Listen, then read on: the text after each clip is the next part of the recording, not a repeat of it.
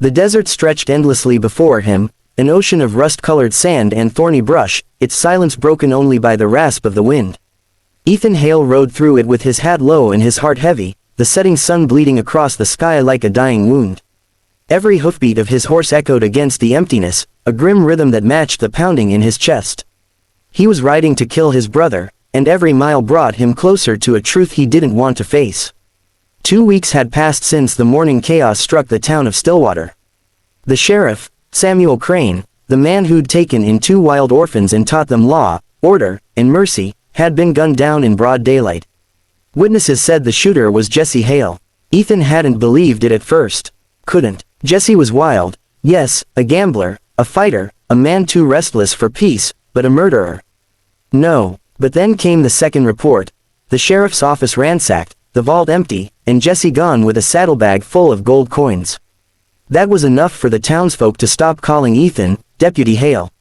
They called him the brother of a killer instead. The shame burned deep. So, he'd sworn on Crane's grave, his voice breaking as he pressed his palm to the fresh dirt, that he would bring Jesse back. Dead or alive, it was duty, justice, and something else too. A desperate need to understand why. The trail had been merciless. Ethan tracked Jesse through ghost towns long since claimed by dust, where saloon doors hung crooked and the wind played the piano's last broken keys. He found traces, hoofprints half swallowed by sand, campfire ashes, a torn playing card. The pieces of his brother's path, scattered like bones. He passed through Deadman's Ridge, where coyotes fought over carcasses, and through the burned shell of Dry River Station, where a witness claimed he'd seen Jesse heading south. Didn't look like a man on the run, the old man had said, spitting tobacco juice into the dirt. Looked like he knew exactly where he was going. Ethan hadn't replied, he'd just mounted up and ridden harder. Nights in the desert were cruel. The cold seeped into his bones, and the stars stared down like eyes of judgment. Sometimes he thought he saw Jesse's face in the campfire flames, grinning, daring him to catch up. Other times, he heard his voice whispering from the wind, "You never understood me, Ethan. You never tried." He couldn't shake the memory of the last time they'd spoken, nearly a year ago. A bar in Stillwater. Jesse had lost big at cards, and Ethan, ever the lawman, had warned him to stay clean. The line between outlaw and law ain't as thin as you think, Ethan had said. Jesse had just laughed and clapped him on the shoulder. You only say that 'cause you ain't had to cross it yet. Now here he was, crossing it. As the third day's sun dipped low, Ethan crested a ridge and saw it, the jagged maw of Dead Crow Canyon, its cliffs blackened like burnt bone. A place the locals whispered about in hushed tones. Outlaws, ghosts, lost souls, they said the canyon swallowed them all. Ethan's horse, a gray mare named Dusty, whinnied nervously as he approached. Easy, girl, he murmured, patting her neck. But he felt it too, that hum in the air, like the world was holding its breath. He dismounted near a rocky ledge, tying the reins loosely. Down below, a faint orange glow flickered, a fire, burning steady. His pulse quickened. He crouched low, moving along the ridge, every footstep slow and measured. The air smelled of smoke and sweat. And then he saw him. Jesse sat beside the fire, hat pushed back, a tin cup in his hand. His coat was worn, his beard rough, but his posture was relaxed, as if he'd been expecting company. A half-empty bottle glimmered beside him. For a long moment, Ethan just watched. All the rage he'd carried for miles faltered. That was his brother down there, the same kid he'd shared bread with, fought beside, defended from bullies. The same man who'd once pulled him out of a burning barn. And yet, he was also the man Ethan had sworn to kill. Jesse lifted his head suddenly, eyes catching the firelight. He didn't reach for his gun. Instead, a slow smile curved his lips. You took your time, little brother, he called out, voice echoing faintly through the canyon. I was starting to think you got lost. Ethan descended into the canyon slowly, each step crunching against the brittle dirt. The air down here felt heavier, close, suffocating, as if the canyon walls themselves were listening. Jesse didn't move. He sat by the fire, head tilted slightly, watching his brother come closer with eyes that seemed older than the desert itself. Didn't think you'd find me, little brother, Jesse said, his voice dry but calm. Though I can't say I'm surprised. You always did have a talent for following orders. Ethan stopped a few feet away, the orange glow of the flames flickering across his dust-streaked face. You think this is about orders? His tone was steady, but his hand rested on his holster. "You murdered a man who raised us both." Jesse chuckled low, almost sadly. "So that's what they told you." He tossed a twig into the fire, and sparks leapt up, vanishing into the night. "You always did believe whatever came stamped with a badge." Ethan's jaw clenched. "You saying it ain't true?" Jesse leaned back on one elbow, eyes reflecting the flames. "I'm saying the world ain't as simple as true or false, Ethan. The sheriff, Crane, he wasn't the saint you think he was." "Watch your mouth," Ethan snapped, stepping closer. "You think slandering a dead man's gonna save you?" "I don't need saving," Jesse said softly. "Not from you, not from anybody." The silence stretched. Crickets chirped somewhere in the dark. A coyote cried in the distance, its voice echoing through the canyon like a warning. Ethan's grip tightened on his revolver, but he didn't draw. Jesse rose to his feet slowly, brushing the dust from his coat. He was taller than Ethan remembered, or maybe just leaner, his face harder, his eyes sharper. Yet behind that roughness was something that looked almost like sorrow. "Do you even remember what happened the night Pa was hanged?"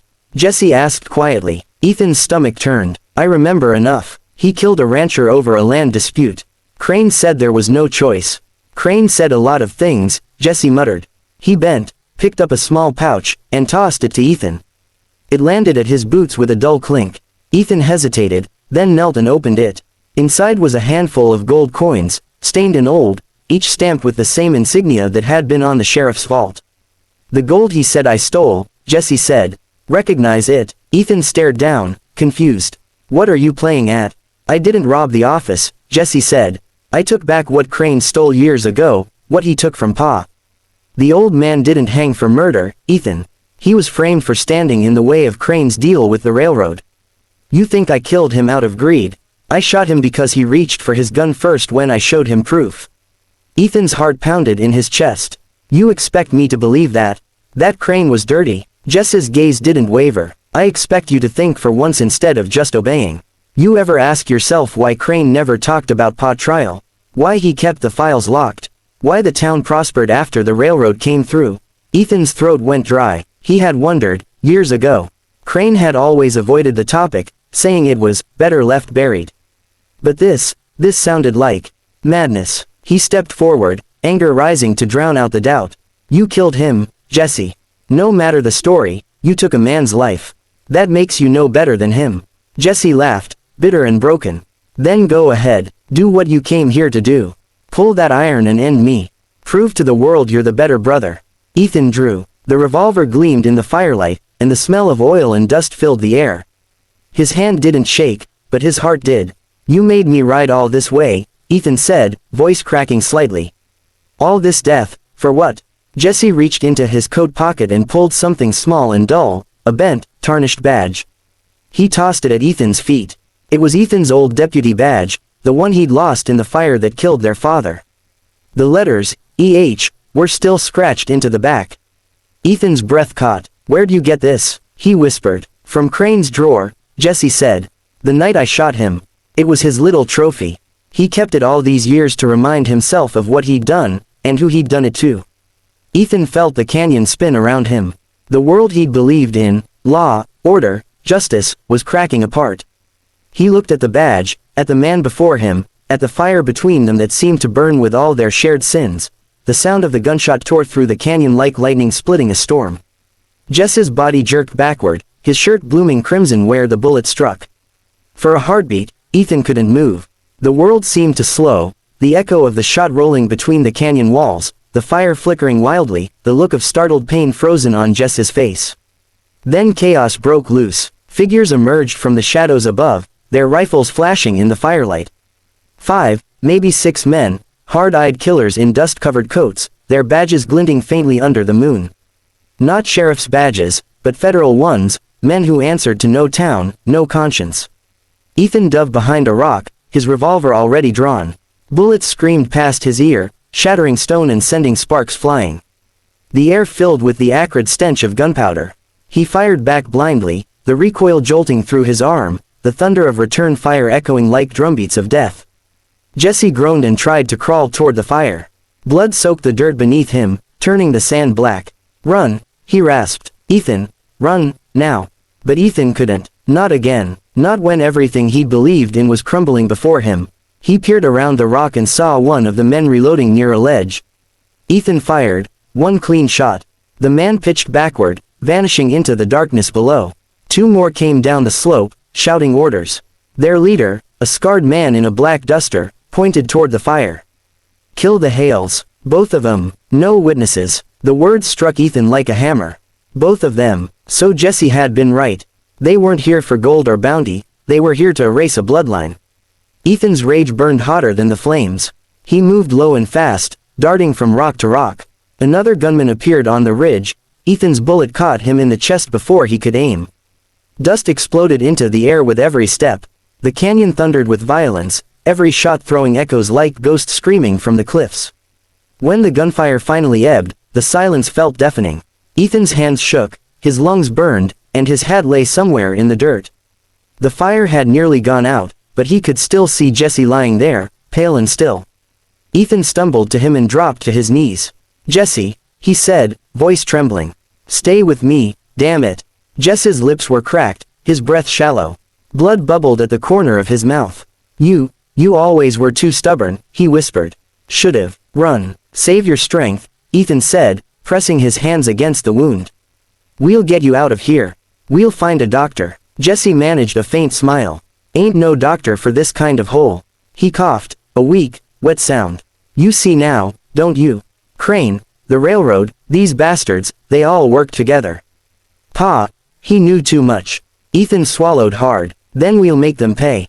Jess's gaze drifted toward the sky, where dawn was beginning to paint the horizon in pale red.